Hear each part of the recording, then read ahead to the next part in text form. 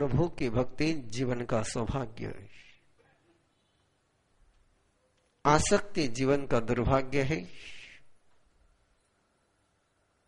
भक्ति सौभाग्य है। भक्ति की भावना जिन शब्दों से पुष्ट होती, जिन अक्षरों से जागृत होती, प्रभु के साथ जिन अक्षरों से रिश्ता जुड़ता, उन अक्षरों को स्तोत्र कहते हैं। स्तोत्र का जन्म किसी व्यक्ति के प्रभु के साथ अनुत्तर भक्ति से होता, और वो स्तोत्र हर गाने वाले के लिए प्रभु के साथ रिश्ता जोड़ने का रास्ता बनाता है। इस युग के पहले भक्त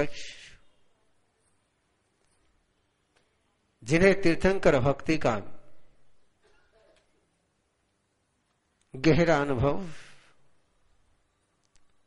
जिन्होंने प्रभु के सानिध्य में रहकर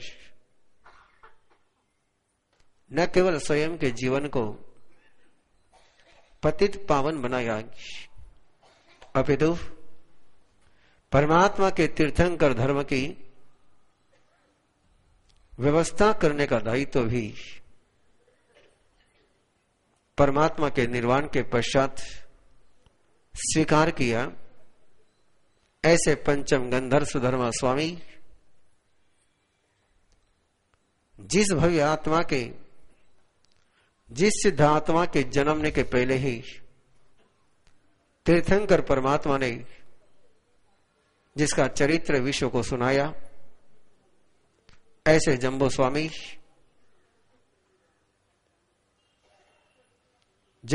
ने सुधर्मा स्वामी से जिज्ञासा करी। जम्बो स्वामी से सारी दुनिया ने पूछा, और विश्व की जिज्ञासा को लेकर, जगत की जिज्ञासा को लेकर जम्बो स्वामी पंचम गंधर्व सुधर्मा स्वामी के चरणों में पहुंचे। जिस परमात्मा का यह अनंत अनुग्रह, असीम वात्सल्य मेरे ही जीवन को नहीं समग्र विश्व को करुणामय बना रहा है, उस परमात्मा का दिव्य साक्षात्कार आपने लिया। उस परमात्मा के छाया में, उस परमात्मा के क्षेत्र तले आपका जीवन बीता। उस छत्र की अनुभूति हम नहीं कर पाए, उस दिव्य महापुरुष के दर्शन हम नहीं कर पाए, लेकिन प्रभु हम पर कृपा करो। आपके ही दर्शन को, आपके ही अनुभूति को हमें प्रदान करो, कि जिससे हम भी उस प्रभु का दर्शन कर सके, प्रभु के शक्ति की अनुभूति कर सके। जिस प्रभु की कृपा हमारे पर बरस रही है, उस प्रभु के प्रति कृतज्ञता का ज्ञापन कर सके। जम्बो स्वामी की भावना को स्नेहपूर्वक स्वीकारते हुए सुधर्मा स्वामी ने जो समाधि का, आनंद का, लब्धि और सिद्धि का सागर जम्बो स्वामी के साथ विश्व को प्रदान किया, उसे देवर्धिगणि क्षमाश्रमण ने सुगड़ांग सूत्र के 6ठे अध्याय में प्रस्तावित कर दिया।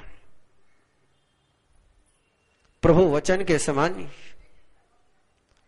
प्रभु भक्ति के गीत को, जिसके कारण से मूल्य प्राप्त हुआ, आओ उसी प्रभु भक्ति के गीत का इस आस्था के साथ मंगलगान करें कि जिस दिव्य अनुभूति में डूबकर, दिव्य साक्षात्कार के स्मृति में तन्मय होकर पंचम गंधर्व सुधर्मा स्वामी ने इस स्तोत्र की रचना करी, वही दिव्य स्मृति, वही दिव्य अनुभूति हमारे जीवन में प्रकाश फैलाए, उजास लाए, अंतर का सारा दीनता का, दारिद्र्यता का, रोग का, हताशा का, निराशा का अंधकार दूर करे। इस मंगल भावना के साथ परमात्मा का समूह शरण, जिसकी आराधना व्यवस्थित रूप से भक्ति भाव पूर्वक आपको 25 तारीख की प्रातः काल अपने घर में ही शुरू करनी है। जाने वो समोशरण कैसा होता है, कैसा आपको समोशरण का ध्यान करना है, क्या समोशरण की विशेषता होती है। समोशरण देवताओं के द्वारा निर्मित परमात्मा की धर्म सभागृह, तीर्थंकर परमात्मा की दिव्य देशिना आने वाले हर भक्त को सहज उपलब्ध हो जाए। किसी भी कोने में बैठे हुए, किसी भी दिशा में बैठे हुए श्रद्धालु के परमात्मा के दर्शन हो जाए।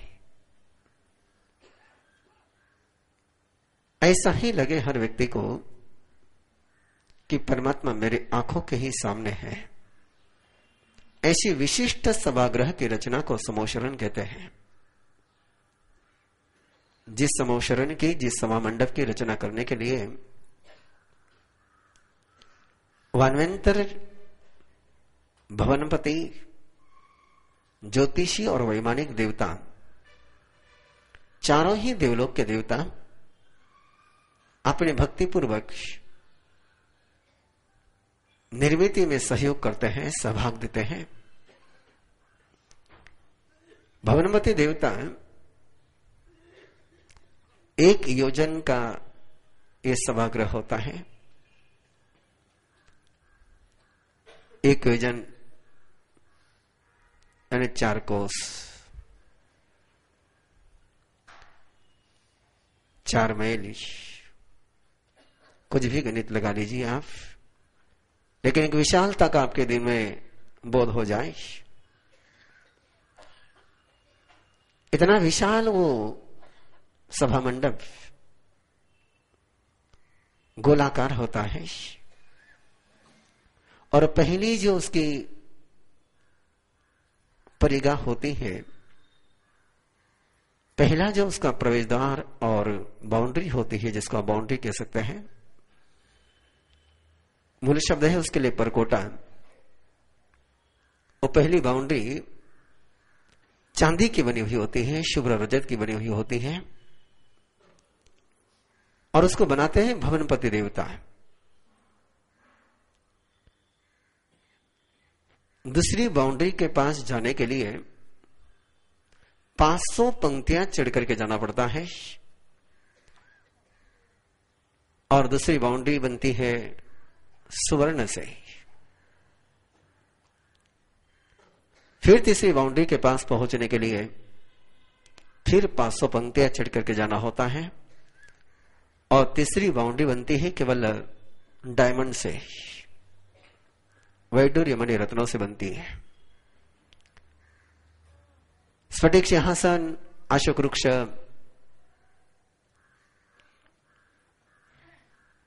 आदि की रचना वानवेंतर देवता करते हैं।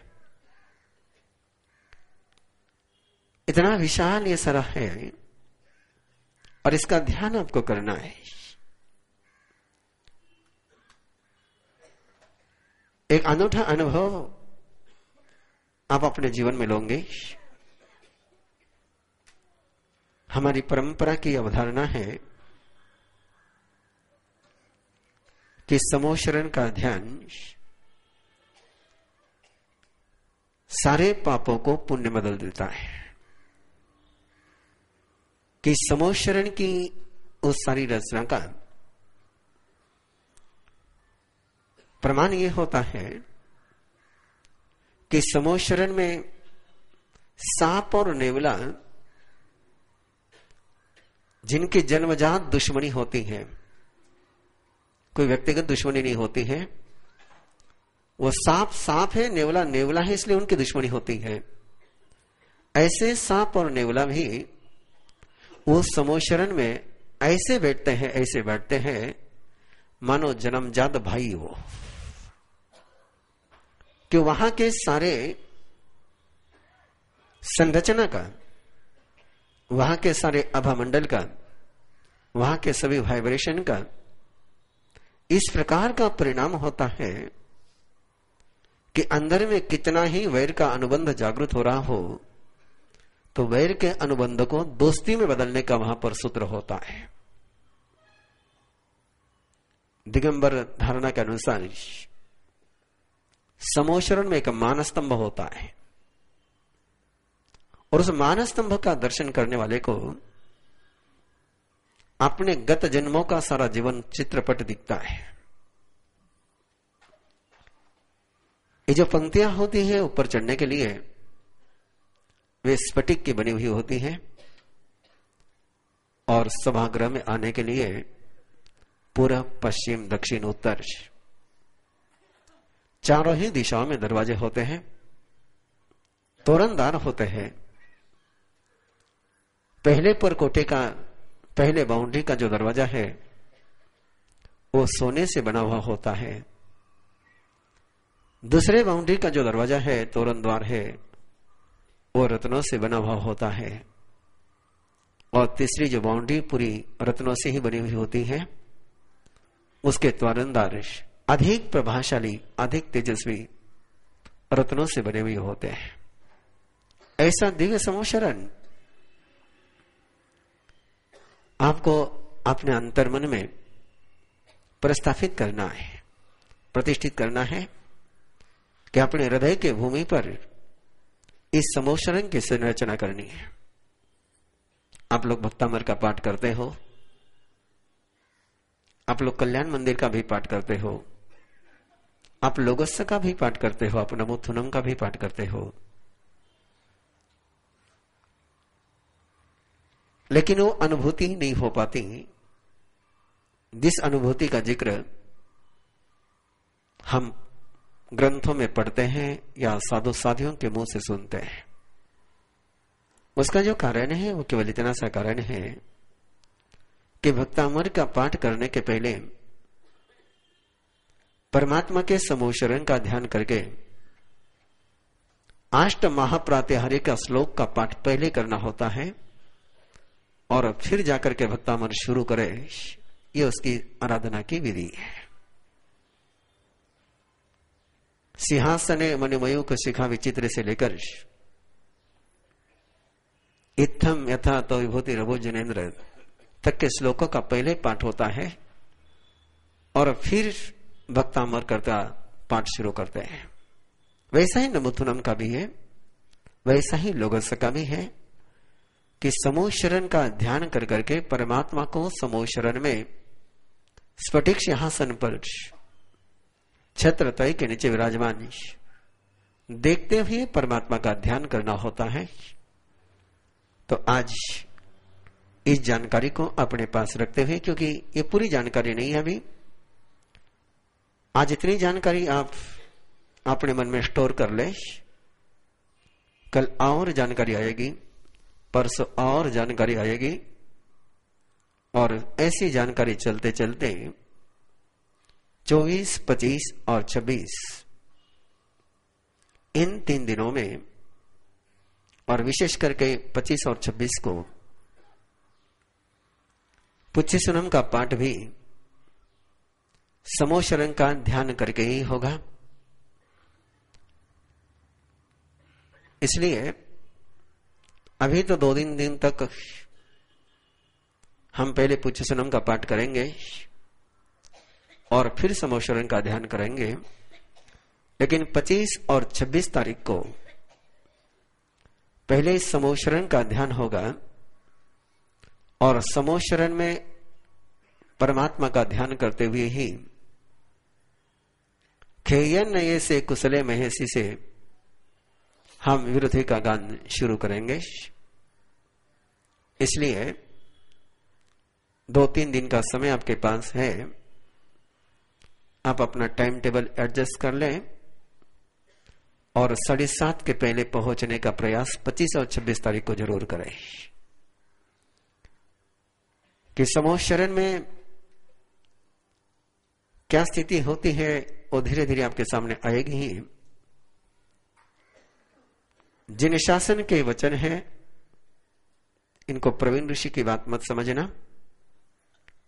ये जिन शासन के वचन है कि समूह शरण का ध्यान जो व्यक्ति करता है, जिस परिवार में होता है, उसे और किसी की आराधना करने की आवश्यकता होती नहीं है।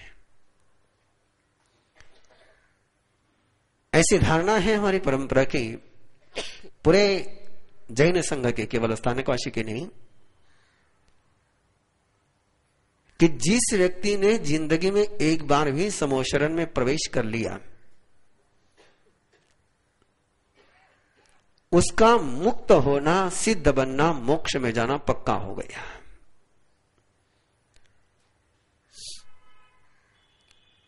भवी जीव ही समूह शरण में प्रवेश करते हैं। अभवी जीवों को समूह शरण में प्रवेश करने की बुद्धि हो भी जाए तो भी वहां प्रत्यंगिरा देवी होती है जो अभवी जीव को समूह शरण में प्रवेश करने ही नहीं देती है।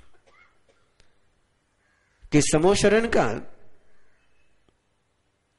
यह परिणाम होता है कि जिसने समूह शरण में प्रवेश कर लिया, उसने सिद्ध होना पक्का हो गया।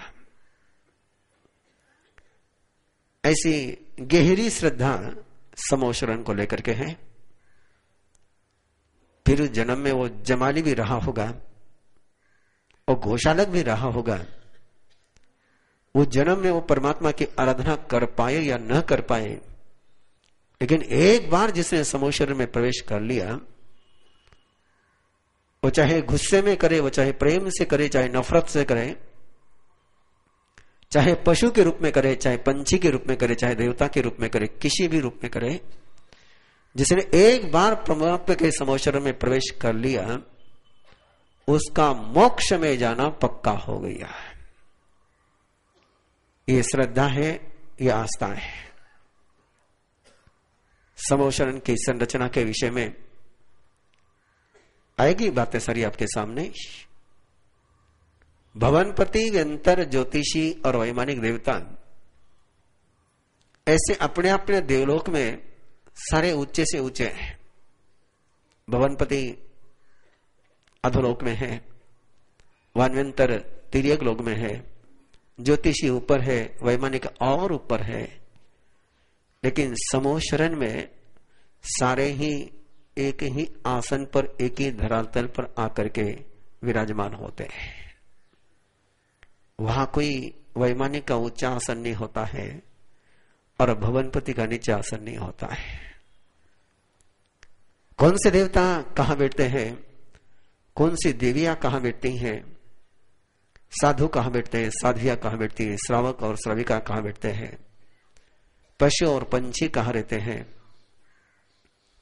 और जिसको आज के शब्दों में कहना हो तो पार्किंग की व्यवस्था, कि इतने सारे लोग आएंगे, दूर दूर से आएंगे, तो वाहन लेकर के ही आएंगे, कोई पैदल तो आएंगे नहीं। देवता भी आएंगे तो अपना विमान लेकर के ही आएंगे। तो पहला जो परकोटा होता है पूरा के पूरा, वो केवल पार्किंग के लिए होता है। हाँ, दूसरे परकोटे में तिर्यंच गति के श्रद्धालु भव्य आत्माएं रहती हैं, और पहले परकोटे में स्फटिक सिंहासन के चारों ओर मनुष्य, श्रावक, श्राविका, देव देवियां विराजमान होती हैं। कौन कहां बैठता है, कौन सी दिशा में बैठता है, कौन से कोण में बैठता है, जो हम बार बार कहते हैं कि किसी दिशा का मुझे कोई लेना देना नहीं, उसका कारण ये है कि समूह शरण में चारों ही कोनों में श्रद्धालु बैठते हैं। नैऋत्य कोण में भी बैठते हैं, आग्नेय कोण में भी बैठते हैं, ईशान कोण में भी बैठते हैं, वायव्य कोण में भी बैठते हैं। और जो वायव्य में कोण में बैठेगा तो उसका मुंह नैऋत्य में होगा, जो आग्नेय में बैठेगा उसका ईशान्य में होगा, तो उस कारण से कोई फर्क नहीं पड़ता। और चारों ही दरवाजों से, चारों ही तोरण द्वारों से श्रद्धालु समोशरण में आते हैं। ऐसे नहीं कि केवल पूर्व से ही आते हैं, चारों ही तरफ से आते हैं। तो सारी बात, आज इतनी बात आपके पास है। आइए इतना ध्यान करेंगे आज पहले कि पहला परकोटा चांदी का, दूसरा परकोटा सोने का, तीसरा परकोटा डायमंड का, और उसके बीच में, तीसरे परकोटे के बीच में सेंटर में देदीप्यमान बिल्कुल पारदर्शी स्फटिक का सिंहासन। उस स्फटिक सिंहासन पर बांधपीठ के वहां पर स्वर्ण कमल, पूरे स्फटिक सिंहासन पर डायमंड लगे हुए, और ऊपर छत्रत्रय, और छत्रत्रय अशोक वृक्ष, और ऐसे स्फटिक सिंहासन पर विराजमान परमपिता प्रभु महावीर